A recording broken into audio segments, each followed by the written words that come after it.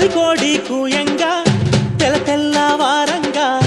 పాలు కడవల్లు నిండా పల్లె బంగారు కొండ పారుతున్న ఏరు పచ్చ పచ్చాని పైరు ముత్యాల ముగ్గుల్లో సిగ్గులొలికే పల్లె సంక్రాంతి సంబరాలు